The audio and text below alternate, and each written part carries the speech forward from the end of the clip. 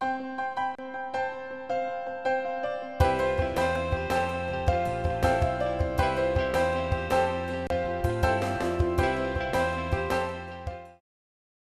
of farmer James Metcalf, Columbus Metcalf was born in 1838. He was a laborer on his father's farm. He helped out around the homestead. And when the Civil War broke out, he almost immediately enlisted in the Union Army. He was inducted into the 18th Kentucky Infantry as a quartermaster sergeant. The 18th saw frequent action in Kentucky. As a matter of fact, the unit was mustered into service in February of 1862. In June, parts of the regiment were instrumental in the defense of Cynthiana when John Hunt Morgan came rambling through.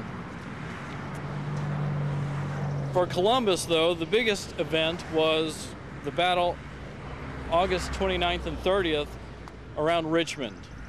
The 18th was involved in that battle, suffering 52 killed, 115 wounded, and virtually the rest of the entire command was captured by the Confederates and subsequently paroled. Columbus, unfortunately, was mortally wounded in that battle.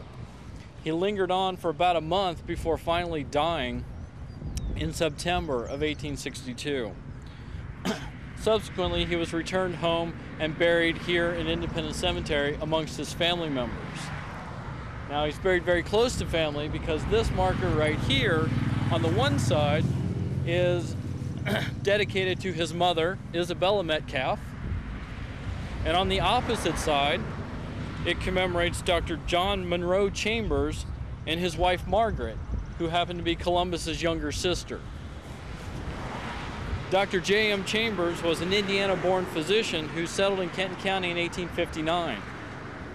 He married Margaret Metcalf in 1871, and they had their first child just 5 years later. Unfortunately, Annie Bell, or Nanny Chambers, died just short of her 3rd birthday of scarlet fever. She is buried across the road here in Section A. The Chambers did have a second child, a son by the name of Dawson, who is married, or who was buried just over on the other side of his parents here. In 1879, Dr. Chambers was elected to the state legislature where he served a number of terms, quite popular.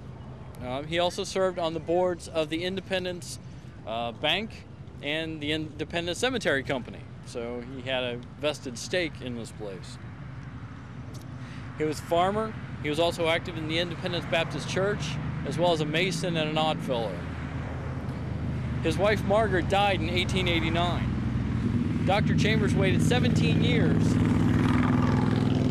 before he remarried. At the age of 71, the 31-year-old Ada Armstrong. Dr. Chambers died in 1928, a respected member of the community and a beloved physician. His second wife, Ada, died in 1947 and is buried over in Section 10. Not so close to her husband as his first wife, but still in the same cemetery.